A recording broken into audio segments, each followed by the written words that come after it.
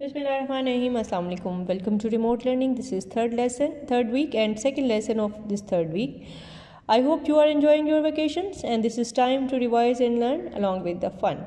So here are again two chapters for you for revision. The first chapter is chapter number 17 and that is Buddhism and Early Kingdom.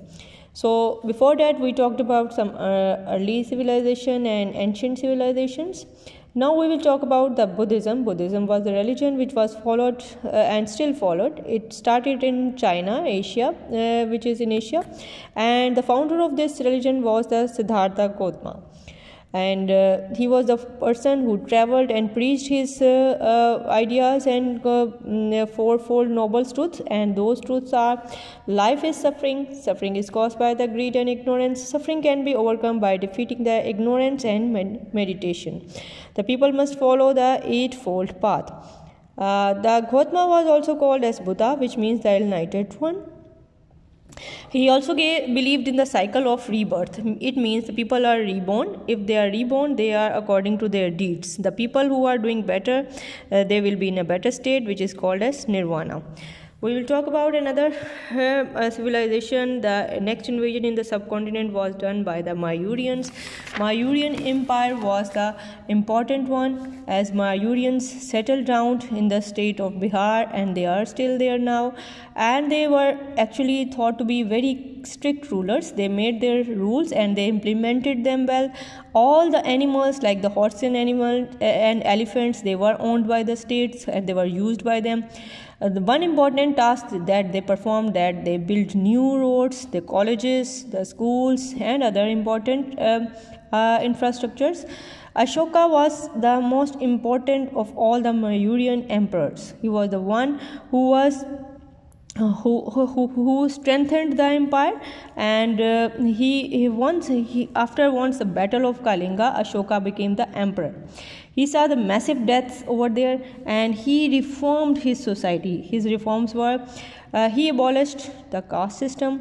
He made the hospitals for animals and human beings as well, and the monks who were serving there, they grew different herbs for the treatment of diseases.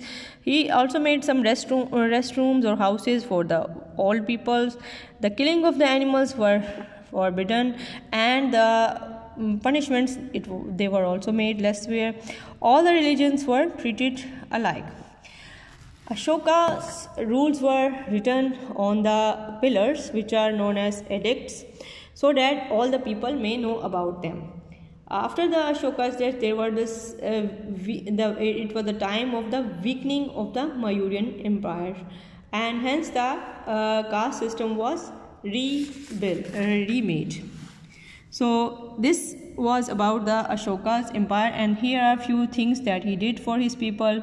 He built hospitals, he built the old age houses for the old people and orphans. The punishments were less severe. Religion were all the people were treated equally.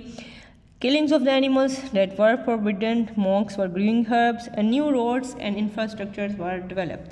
So it is time to revise the question and answers. The first question is, what was Buddha's teaching about? As I told you earlier that the Buddha was famous according to his teaching, and his teachings were followed by his followers. The first thing that was among the teaching of Buddha, that is very important, that was the people were reborn according to their deeds, and good deeds resulted into the better life, and people were given the equal status, conditions were good and non-violent, honesty was appreciated and stressed. Now second question is, why was Ashoka become a Buddhist? Ashoka became Buddhist after the war of Kalinga, where he saw the massive deaths and sufferings of peoples and soldiers. Now compare the Ashoka's reforms with the government reform of the 20th century. This is very easy. At that time, the hospitals were built, orphanages were built, old homes were built, punishment were less severe, monks grew herbs for the treating of ill, hunting was forbidden, and it was far more better than the 20th century rulers. So we will discuss about another chapter of the Gandhara civilization, another important civilization. The people were settled in the areas which are now included in Pakistan, covering the area of Peshawar, Swat and Kabul in Afghanistan. And these peoples were very much fond of art and crafts. They were writers, sculptors, teachers, and they were having their capital city Texla, and most of them were settled there. Different archaeologists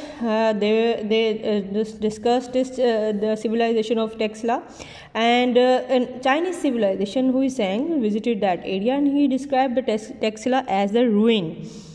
Texla was flourished and important city of past. Look at this picture. This picture is of it is actually the Gandhara sculpture of Buddha, and you can see the old civilization in the view of the which is given below. It is a view of the ancient Texla. So, after the Alexander's death, the Greeks settled in the Bactria, which is the modern day in Afghanistan and Tajikistan, and the Greeks set up and trade routes for the people of subcontinent so that they may approach to the European countries and Greek, and the Greek was their official language almost for 150 years.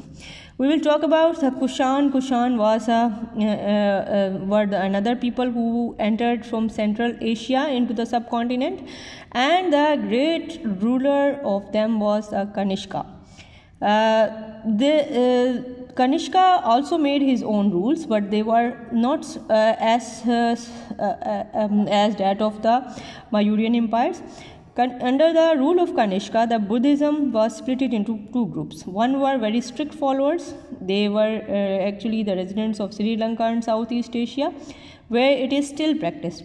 Another group of people then it entered into the Central Asia, China and Japan. This empire broke up into 250 into its parts, and it was done into 250 CE. Now we will talk about the Guptas, another important dynasty of the ancient civilization, and the Chandragupta was there, a prince, an Aryan prince who is most famous of them. The invasion of Huns destroyed this civilization, and then Harsha began to rebuild the Gupta Empire. The Harsha's rule is also known as the Golden Age, as he promoted education, good governance, and implement of law. And he died in the age of in the year of 650. In the later centuries, it is very important that the subcontinent and the whole history of it was changed, and different rulers and invaders they entered there, and until unless it was the time when the Pakistan was founded, and at the end of a civilization of Mughals at the same time, and also the British rulers. Now we will talk about the question and answers. We will revise them one by one. The first of all, what made the Gandhara an important place in the past? The Gandhara was very important place because it was a civilization with the artists, with writers, the sculptors, the teachers, and musicians. The people who were living there, they built their monasteries and temples. The Buddhism was spread into two branches during this rule of Kanishka in the Kushan Empire. The Harsha from the Nanda dynasty promoted the education and rebuilt the empire which was destroyed by Huns. Now, second question is, write what you know about the Kushans. We have already discussed Kushan were from the Central Asia. They were Buddhist. They were famous. The famous ruler out of them was Kanishka. Kanishka made his empire prosperous. Buddhism split it into two branches during his period. Now the last question, who was Harsha and how do you know about him? Harsha was a ruler of Nanda dynasty. He supported education. He rebuilt the empire which was destroyed by Huns. Now this is all about the question and answers from these two chapters. Now we will revise one by one the worksheet of these two chapters. We will revise first of all the worksheet of the Buddhism and the early kingdom. Here are a few blanks for you. The first one is, the Buddhism was founded by Indian prince named the Siddhartha Gautama. The Gautama was called Buddha, which means the enlightened one. The Buddhism spread across the North India, Sri Lanka, and Far East and China. The most important Mauryan emperor was certainly one of the greatest was the Ashoka. Ashoka's laws were known as edicts. Question, now we will revise some question and answers. What are the Ashoka's reforms? He abolished the caste system. He built hospitals where the treatment was done. He made restroom for the old age people, and killing of animals was forbidden. In which war Ashoka saw the massive death? Ashoka saw the massive deaths in the Battle of Kalinga. What is nirvana? Those who do good deeds, they reach to a state of peace which is called as nirvana. Second, another question is, how did Ashoka help to spread the Buddhism? Ashoka spread the Buddhism as he made many edicts. He built monasteries. Another question for you. What sort of stone was used for making of Ashoka's pillars? Edicts were made up of sandstone. So these were some question and answers from your chapter.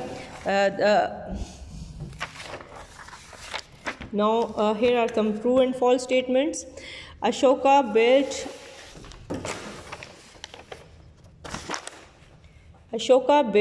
the roads to increase the trade. This is true.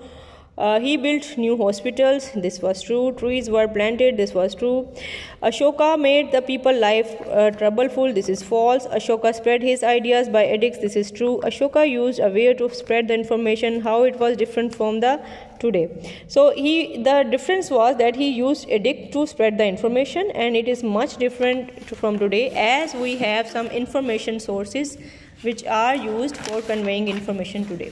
So now we will revise our next worksheet, that is from Gandhara civilization. You have to circle the correct answers. The first one, the MCQ is one of the main centers of Buddhism was Gandhara, Harappa or Mohenjo-daro. It was Gandhara. The capital of Gandhara civilization was Texla, Pindi or Peshawar. This was Texla. After the Alexander's death, the nation which is settled in Bactria was Greeks. Germans or Persian, they were Greeks. Kushan's greatest ruler was named as Kanishka. Kanishka, Raja Dahir or Sultan. It was Kanishka. Gupta's dynasty began around 350 CE and founded by Chandragupta. Kushan or Kanishka, it was founded by Chandragupta. So boys and girls, these were all about some MCQs. Now we will revise some question and answer from this chapter worksheet. The first one is, who destroyed the Gupta civilization? It was destroyed by Huns. Where were the main centers of Buddhism? Main centers of Buddhism were in Gandhara. What were the major occupations of the people living in the Gandhara? They were sculptors, artists, teachers, and musicians. Chinese scholar Hu Seng described the Texla in what way? He described the Texla as ruin. So that was all about the revision of worksheets as well. Boys and girls, read the questions thoroughly, learn their answers, do the worksheet which is given below, and submit it timely in the Google Classroom. Thank you very much. See you soon. Allah Hafiz.